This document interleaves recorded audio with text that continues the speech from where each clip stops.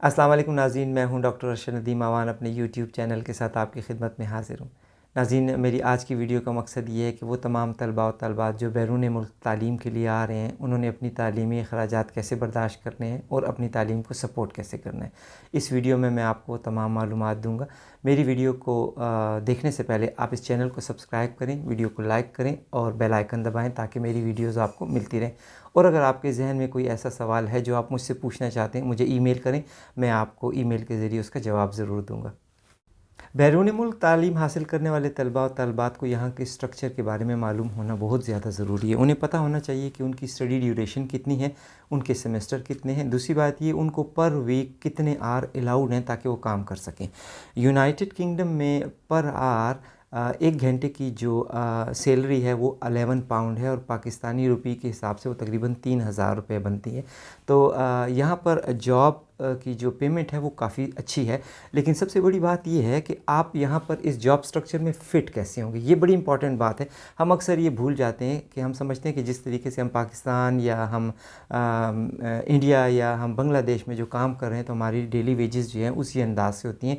वहाँ का सेटअप और यहाँ का सेटअप टोटल मुख्तलिफ है। तो इस वीडियो के ज़रिए मैं आपको तमाम मालूमात दूँगा कि आपको आसानी होगी कि यहाँ पर आकर अपनी तालीम के साथ साथ आप किस तरीके से जॉब जो है वो हासिल करेंगे और आप अपनी तालीम को जो है वो सपोर्ट करेंगे। तो नाज़रीन, आपको ये पता होना चाहिए यहाँ पे कि 2 तरह की जॉब आप जो है वो आप कर सकते हैं। कुछ है टेक्निकल जॉब और कुछ जो है वो नॉन टेक्निकल जॉब है। तो अगर आपको स्टडी वीज़ा लग चुका है या आप ज़हनी तौर पर तैयार हैं कि आप किसी मुल्क जाकर आपने जो है वहाँ पे स्टडी करनी है, तो आपको क्या क्या काम करने हैं। अगर कि आपको वीज़ा लग चुका है तब तो आपके पास टाइम बहुत थोड़ा है। आपको फ़ौरन ये जो बातें मैं आपको बता रहा हूँ आपने उस पर अमल दरामद करनी है ताकि आपको आने वाले वक्त में मुश्किलात ना हो। या अगर आपका कोई कज़न या कोई रिलेटिव यहाँ पर मौजूद है तब तो वो आपको सारी मालूमात फ़राहम कर देगा। लेकिन उसके साथ साथ मेरे इस चैनल और इस वीडियो के ज़रिए आपको बहुत सारी ऐसी इन्फॉर्मेशन मिलेंगी कि आपको किसी दूसरे पर डिपेंड करने की ज़रूरत नहीं होगी।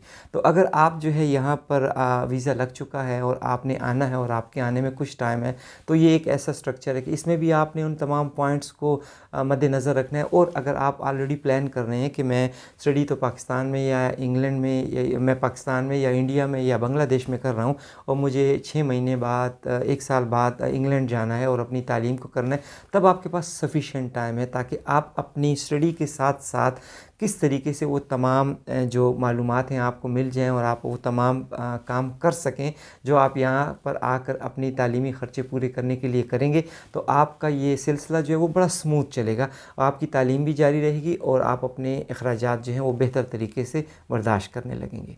तो जैसा कि मैंने आपको बताया कि 2 तरह की जॉब नेचर है यहाँ पे, कुछ टेक्निकल जॉब हैं, कुछ नॉन टेक्निकल जॉब हैं। स्टूडेंट्स को जो है वो पार्ट टाइम जॉब जो है वो अलाउड होता है, तो वो पार्ट टाइम जो है वो अपनी जॉब कर सकते हैं। तो सबसे पहले दर्जे पर मैं टेक्निकल जॉब को जो है वो आपके साथ शेयर करूँगा कि वो कौन सी टेक्निकल जॉब हैं जो आपने करनी है और आपको यहाँ आने से पहले क्या काम करना है ताकि आपको सहूलत हो और आप आकर वो जॉब हंट कर सकें। तो पहले दर्जे पर जो मेरे पास जॉब नेचर है वो टेक्निकल जॉब नेचर है। आप चाहे उसे टेक्निकल कहें या नॉन टेक्निकल कहें, दोनों ज़ुमरों में आता है और ये जॉब जो है वो बोथ मेल और फीमेल दोनों के लिए जो है बड़ी आसान है। उसे हम कहते हैं ट्रांसलेटर की जॉब। ट्रांसलेटर की जॉब ऐसी है कि यहाँ पर यूनाइटेड किंगडम में मुख्तलिफ़ सेक्टर में जो है मुख्तलिफ़ ट्रांसलेटर्स की ज़रूरत होती है। मिसाल के तौर पर हेल्थ सेक्टर में है, लॉ के सेक्टर में है, क्रिमिनल सेक्टर में है, आपको किसी भी जगह पर काउंटर पर आप मौजूद हैं वहाँ पर आपको ज़रूरत है, किसी ऑफ़िस में जो है आपको जो है ट्रांसलेटर की ज़रूरत है। तो ये जॉब इंतहाई अट्रैक्टिव जॉब है, बड़ी आसानी के साथ आपको मिल सकती है। इसके वेजेस भी काफ़ी ज़्यादा हैं, आप पर आर आपको इसकी प्रॉपर तरीके से पेमेंट भी की जा सकती है। और दूसरी बात ये कि ये आप अपनी स्टडीज़ के दौरान जो है वो कंटिन्यू कर सकेंगे। अब ये है क्या, ट्रांसलेटर की जॉब क्या है, मैं आपको एक बात बताता चलना चाहूँ। जितने कि हमारे एशियन पीपल हैं वो मल्टी लिंग्विस्टिक होते हैं, उनकी कमांड जो है बहुत सारी ज़ुबानों पर होती है, तो ये उनका एक बहुत बड़ा एज होता है। लेकिन आप उसको पॉलिश कर लें यहाँ पर आने से पहले पहले ताकि आपकी वो टेक्निकलिटी जो है वो बराबर और अच्छे तरीके से हो सकते। उसमें सबसे पहली बात तो ये कि आप आपका इंग्लिश में फ्लुएंट होना ज़रूरी है। और अगर आप जो जॉब ट्रांसलेटर की कर रहे हैं, जिस लैंग्वेज की कर रहे हैं, तो उस लैंग्वेज की वोकैबलरी और इंग्लिश की वोकैबलरी आपकी जो है वो बिल्कुल इक्वल होनी चाहिए। आपने उसमें थोड़ी बहुत मास्टरी कर लेनी है ताकि आपको किसी किस्म का मुश्किल ना हो। मिसाल के तौर पर अगर आप जो है इंग्लैंड में हैं, आप यहाँ पर आकर तालीम हासिल कर रहे हैं और आप चाहते हैं कि ट्रांसलेटर की जॉब करें, लेकिन आपको जो है ज़ुबान आती है, पश्तो आती है, आपको उर्दू आती है, आपको पंजाबी आती है, आपको फ़ारसी आती है, आपको हिंदी आती है, आपको बलोची आती है। ये 7-8 ये जो ज़ुबानें हैं, ये तकरीबन एशिया के हर ख़ित्ते में बोली और समझी जाती हैं और बहुत सारे लोगों को इस पर महारत भी होती है। तो आप इन ज़ुबानों को यहाँ पर एज़ ए ट्रांसलेटर जो है वो अडॉप्ट कर सकते हैं। लेकिन उसमें एक बड़ी बात ये है कि अगर आप हेल्थ सेक्टर को जो है वो एड्रेस कर रहे हैं, तो आपको हेल्थ की और मेडिकल की वोकैबलरी और अपनी ज़ुबान की वोकैबलरी, चूँकि वो आपकी अपनी ज़ुबान है, आपको पता है, लेकिन आपको इंग्लिश में उसको ट्रांसफ़र कैसे करना है ये आपको अच्छे तरीके से आना चाहिए और आपको कमांड जो है वो बेहतरीन तरीके से इसके बारे में होनी चाहिए। तो आपको यहाँ पर आने से पहले करना ये होता है कि आपने अपनी जो आइलेट्स है, आपने उसमें अच्छे मार्क्स लेने होते हैं और ख़ुसूसन जिस जॉब के लिए आपका जहन तैयार है कि मैं यहाँ पर जाकर ये ट्रांसलेटर की जॉब करूँगा, तो आप उसके बारे में अपनी वोकैबलरी को ज़्यादा अपग्रेड करना शुरू करते हैं। अब नाज़रीन, इस सेक्टर में होता क्या है, ये ज़्यादातर टेलीफोनिक होती है।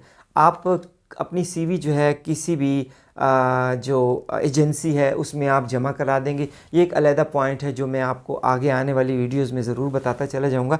तो आपने वो सीवी जमा करा दी और सीवी जमा कराने के बाद आपको कॉल रिसीव हुई और आपको वो हायर करने से पहले एक छोटा सा टेस्ट आपसे करवा लेंगे ताकि आप उनके मयार पर पूरा उतर जाएं। अगर आप वहाँ पे सेलेक्ट हो गए तो अब आपकी जॉब कंफर्म है। अब आपने करना क्या होता है कि अगर किसी जगह पर कोई पेशेंट जो है वो डॉक्टर के पास बैठा हुआ है, डॉक्टर जो है वो इंग्लिश है, ब्रिटिश है, ब्रिटिश नेशनल है, उसको कोई और ज़ुबान आती नहीं, मरीज़ जो है वो या तो पाकिस्तानी है या वो पश्तो बोलने वाला है या फ़ारसी बोलने वाला है या जो है वो पंजाबी बोलने वाला है, कोई और ज़ुबान मरीज़ को नहीं आती, तो वो आपको एज ए इंटरप्रेटर जो है वो लेंगे और टेलीफ़ोन पे लेंगे। तो टेलीफ़ोन पे आपको जो है मरीज़ पॉइंट बताएगा कि मुझे ये तकलीफ़ है, इतने दिनों से है, ये बात है।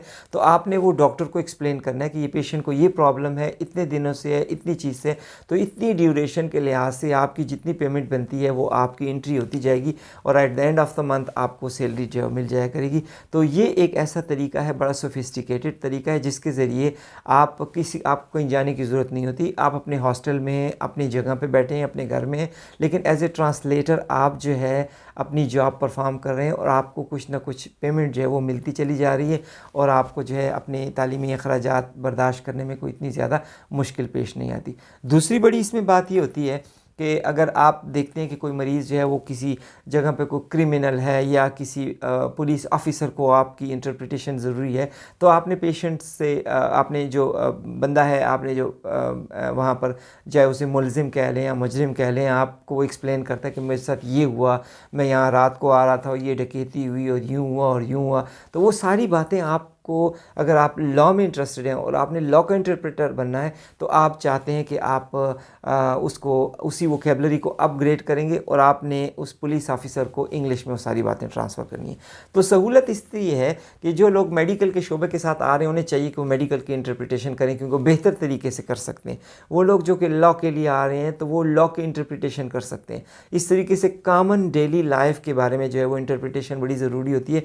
आप जॉब पे हैं, दुकान पे हैं, चीज़ें लेनी है मुख्तलिफ, तो आपकी वोकैबलरी ज़्यादा होनी चाहिए ताकि आपको सहूलत हो सके। तो आपने इंटरप्रेटर की एक जॉब जो है ये आपके लिए आपकी पॉकेट में होती है और आपने उसको किस तरीके से करना है और आपने कैसे अपनी सीवी को अपडेट करना है। सीवी की अपग्रेडेशन इंग्लैंड में और इंग्लैंड के लोगों के हवाले से कैसे होती है, नाज़रीन ये एक छोटी सी वीडियो मैं ज़रूर आपके लिए बनाऊंगा ताकि आपको पता हो कि आपने जो है किस तरीके से अपनी सीवी पर क्या क्या पॉइंट लिखने और सीवी की अट्रैक्शन क्या होती है।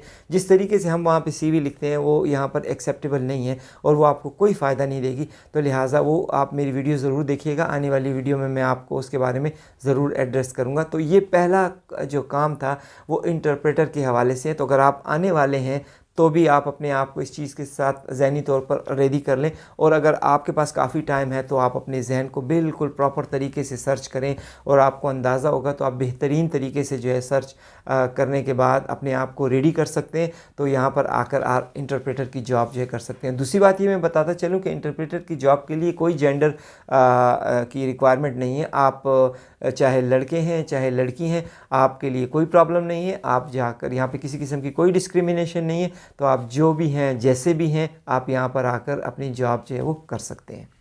टेक्निकल हवाले से जो दूसरी जॉब मैं यहाँ पे एक्सप्लेन करना चाहूँगा, यकीनन आपको वो सुनकर बड़ा अजीब सा लगेगा, क्योंकि हमारे सेटअप में इसको बड़ा अजीब सा समझा जाता है। लेकिन यहाँ पर इसमें कोई बुराई नहीं होती और यहाँ पे कोई अजीब चीज़ नहीं होती। यहाँ पे जो है हर जॉब को जॉब की नेचर के साथ देखा जाता है। और मैं यहाँ पे ये बात भी करना चाहूँगा कि ये हाईली पेड जॉब है। आपको यहाँ पर हर वक्त इस जॉब की जो है वो ज़रूरत होती है, और ये जॉब जो है बहुत लड़के और लड़कियों दोनों के लिए है। तो यहाँ पर मैं आपको उसको एक्सप्लेनेशन करूँगा। देखिए नाज़रीन, हम यहाँ पर जो है बार्बर सैलून आपने देखा होगा, वो लोग जो कि हेयर कटिंग करते हैं। आपको अंदाज़ा नहीं है कि हम जाते हैं अपने इंडिया में या पाकिस्तान में या बांग्लादेश में, तो हम सिर्फ़ अपनी कटिंग के 100 रुपये दे देते हैं या 200 रुपये दे देते हैं।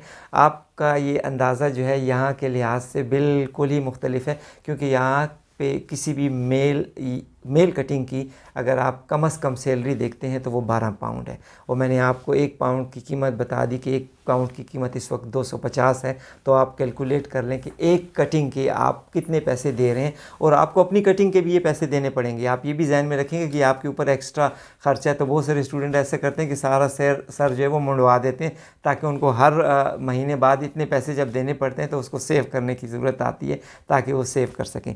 तो चलिए, ये तो गपशप की बात थी, लेकिन हकीकी बात यह है कि अगर आप इसको सीरियसली लें तो वो तमाम तलबा व तलबात जो चाहते हैं कि इस टेक्निकल एरिया को टच करें, तो ख़ुसूसन चाहे लड़के हैं या लड़कियाँ, तो पार्लर में आपने देखा होगा कि मुख्तलिफ़ लड़कियों के हवाले से तो वो बालों के मुख्तलिफ़ स्टेप्स काटती हैं। तो ये एक बेहतरीन ट्रेनिंग होती है। अगर आपके पास ये ट्रेनिंग है तो आप यकीन रखें आपको किसी किस्म की कोई मुश्किलात पेश यहाँ पे नहीं आएगी। आप बड़ी आसानी से अपनी स्टडी के साथ जॉब कर सकेंगे। दूसरी बड़ी बात है, अगर आप लड़के हैं और आपको इसका हुनर आता है, तो आपने ये सीख लिया है, तो आपको किसी किस्म की कोई मुश्किलात पेश नहीं आएगी। नाज़रीन, अगर आप ये समझते हैं कि ये कोई यहाँ पर आपको अजीब सा लग रहा होगा, जिस तरह हमारे पाकिस्तान में इन जॉबों को थोड़ा सा वाइट कॉलर जॉब नहीं कंसिडर किया जाता, यहाँ पर ये चीज़ नहीं है। यहाँ पे अगर आप वज़ीर आज़म के बच्चे भी हैं तो आप देखेंगे वो ये काम करते हुए किसी को किसी किस्म की कोई जो है शर्मिंदगी महसूस नहीं होती। तो पहली बात ये कि अगर आप यहाँ पर आ रहे हैं स्टूडेंट की हैसियत से, तो ये सारी चीज़ें जो हैं वो आप पाकिस्तान में या इंडिया में रख कर आएँ, ताकि आप यहाँ पर अपने आप को एक बेहतरीन शहरी की हैसियत से साबित भी कर सकें, और बेहतरीन इंसान की हैसियत से आप अपने जो फ़राइज़ हैं वो सरअंजाम दे सकें। तो मैं अपने पॉइंट की तरफ आता हूँ। तो अगर आपने वहाँ पे ये ट्रेनिंग्स ले ली, तो इस ट्रेनिंग से ये होता है कि आपको यहाँ पे जॉब मिलती है। ख़वातीन के लिए जो है, अगर उसने मैनिक्योर, पेडिक्योर और जिस तरह हम थ्रेडिंग करते हैं या वैक्सिंग होती है, ये 4 चीज़ें जो हैं बहुत ही इंपॉर्टेंट हैं। किसी भी सैलून में उन ख़वातीन को बड़ी आसानी से, लड़कियों को जो है वो जॉब मिल जाती है। इवन लड़कों को भी ये जॉब मिल जाती है। यहाँ पे कोई डिस्क्रिमिनेशन नहीं होती। अब मैं आपको बताता चला जाऊँगा आपने करना कैसे है। नाज़रीन, हमारे हर सूबे में वोकेशनल ट्रेनिंग सेंटर मौजूद होते हैं। अगर आप देखें, मैं पेशावर की सूबे से ताल्लुक़ रखता हूँ, तो मैं वहाँ के हवाले से बताऊँगा कि गुलबहार की बाहर साइड पे आप जाएं तो TTC है, टेक्निकल ट्रेनिंग बोर्ड है। तो वो टेक्निकल ट्रेनिंग बोर्ड आपको तालीम देता है। तकरीबन कोई 6 महीने का कोर्स होता है और बेहतरीन तरीके से आपको हर चीज़ सिखा दी जाती है। तो चाहे आप लड़के हैं या लड़कियाँ, आप जाएं, ये ट्रेनिंग लें, और उस ट्रेनिंग के साथ आपको सर्टिफिकेट भी मिल जाएगा। उसका आपको फ़ायदा ये होता है कि आप यहाँ आते हैं तो आपको ये जॉब्स करने में बहुत आसानी होती है। दूसरी बात ये, मैंने आपसे कहा कि ये जॉब हाईली पेड हैं, आपको बहुत ज़्यादा इसमें पैसे मिलते हैं। तो आप उसी पैसों से अपनी फ़ीस बर्दाश्त करते हैं, और उसी पैसों के साथ साथ आप जो है अपने अखराजात बर्दाश्त कर सकते हैं। और बहुत से मैंने साथियों को देखा कि वो यहाँ बैठे हुए अपने घर भी जो है कुछ पैसे भेजते रहते हैं, ताकि उनके वालिदैन को भी तकलीफ़ ना हो। तो चूँकि हम लोगों का स्ट्रक्चर ऐसे है कि हम कभी भी अपने ज़ात के बारे में नहीं सोचते। हम सोचते हैं कि हमसे मुल्हिक तमाम रिश्ते जो हैं उनको हम अपने अपनी जो ज़िम्मेदारियाँ हैं वो निभाते रहें। तो ये एक बेहतरीन जॉब सोर्स है और आपको इसमें किसी किस्म की कोई मेहनत नहीं करनी पड़ती। आप यहाँ पर आएंगे, आपको हर बार सैलून के बाहर लिखा हुआ मिलेगा कि हमें टेक्निकल बंदा चाहिए, हमें जो है ब्यूटिशियन चाहिए, हमें जो है मैनीक्योर पेडिक्योर के लिए लड़के या लड़कियाँ चाहिए, हमें हेयर कटिंग के लिए लड़के लड़कियाँ चाहिए। तो वो आपको बड़ी आसानी से वॉक इन जॉब है, अंदर जाएँ, आप उनके साथ बात करें, वो कहेंगे ठीक है आप कल से आ जाएँ और आप अपनी जॉब कंटिन्यू कर सकें। तो ये एक आसानी सी चीज़ है।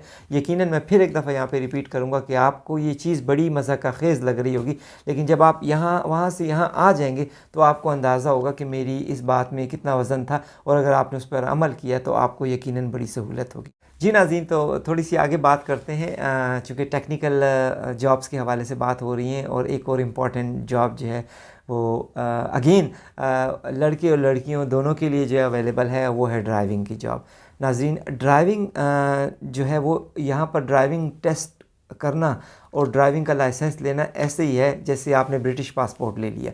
तो आप इसको कभी भी लाइट ना लीजिएगा। अगर आप ऑलरेडी ड्राइवर हैं, इन कंट्रियों में अपने अपने मुल्कों में ड्राइव कर रहे हैं, तब तो बहुत बेहतरीन बात है। और अगर आप नहीं कर रहे और आपका इंटरेस्ट है कि आपने यहाँ पे आके 2 साल 3 साल जो है वो जॉब करनी है, तो मेरी आपको एडवाइस ये है कि आप फ़ौरन जाएँ टीटीसी में ही या टेक्निकल बोर्ड में ही, वहाँ पे तालीमी इदारे हैं जो कि ड्राइविंग सिखाते हैं। आप ज़रूर ड्राइविंग करना शुरू कर दें इस नीयत के साथ कि आपने यहाँ पे आके ड्राइविंग की जॉब करनी है। यहाँ पे जो भी आप जॉब करेंगे सबसे पहले ये पूछा जाएगा कि क्या आप ड्राइव कर सकते हैं या नहीं कर सकते। तो ये आपके लिए इंतहाई इम्पॉर्टेंट जो है वो जॉब है जो कि आप आसानी से कर सकते हैं। यहाँ पे एक और क्लेरिफिकेशन कर दूँ आप लोगों को कि अगर आप अपने मुल्क में जॉब कर रहे ड्राइविंग कर रहे हैं और यहाँ इंग्लैंड आ रहे हैं, तो आपको पता होना चाहिए कि हमारे यहाँ एक बोर्ड है, उस बोर्ड के ज़रिए आपको यहाँ पर इंटरनेशनल 1 साल का ड्राइविंग लाइसेंस मिल जाता है। तो वो आप ड्राइविंग लाइसेंस वहाँ से ऑलरेडी बनवा के लेके आएँ और आखिरी दिनों में बनवा के लेके आएँ, क्योंकि उसकी ड्यूरेशन 1 साल होती है। तो वो आप जब बना कर लेकर यहाँ पर आते हैं तो आपको वो एक लाइसेंस होता है, आप 1 साल तक वहाँ उस लाइसेंस की बुनियाद पर जो है वो ड्राइविंग कर सकते हैं। तो उस ड्राइविंग में यहाँ पर आने के बाद आप चूँकि कुछ वक्त ड्राइविंग करना शुरू करते हैं तो आपको यहाँ की टैक्टिस और टेक्निक आ जाती हैं। दूसरी बात ये, यहाँ पे आपको 3-4 क्लासें लेनी होती हैं ताकि आप थ्योरी और प्रैक्टिकल टेस्ट पास कर सकें। ये इंतहाई टेक्निकल होता है। यहाँ पे आके हर सूरत में आपको ऑनलाइन कोर्सेज़ होते हैं, वो ऑनलाइन कोर्सेज़ के लिए आपको बुकिंग करानी होती है। वो कराकर आप जो है वो पास करते हैं, फिर उसके बाद आपका टेस्ट लिया जाता है और फिर उसके बाद आपको जो है वो लाइसेंस मिलता है। तो आपको इस लाइसेंस को हासिल करने के लिए जो जद्दोजहद है ये ज़रूर करनी है। तो आप याद रखिएगा कि भूलना नहीं है आप लोगों ने, जब यहाँ आ रहे हो तो आप अपने साथ इंटरनेशनल ड्राइविंग लाइसेंस ज़रूर बना के लेके आएँ। चाहे आपका इंटरेस्ट यहाँ पर ड्राइविंग का है या नहीं है, आपने ड्राइविंग की हुई है तो आप अपने साथ 1 साल का ड्राइविंग लाइसेंस ज़रूर लेके आएँ। किसी न किसी मकाम पर, किसी न किसी और जॉब में आपको ड्राइविंग की ज़रूरत पेश आती है। यहाँ पर मैं और दूसरी आपको बात बता दूँ कि यहाँ पर घर का या ये कमरे का किराया जो है वो बहुत महंगा होता है, गाड़ी लेने कोई महंगा नहीं है। आप बाहर निकलेंगे आपको 200 पाउंड पे भी बड़ी खूबसूरत सी गाड़ी मिल जाएगी, आप 500 पाउंड पे आपको बेहतरीन जो है वो गाड़ी मिल जाएगी, और पेट्रोल जो है वो इतना महंगा नहीं है। तो आपको यहाँ पर गाड़ी जो है वो बहुत आसानी के साथ मिलती है, जबकि आप अगर पब्लिक ट्रांसपोर्ट में सफ़र करते हैं तो बहुत ज़्यादा ख़र्चा आपको होता है।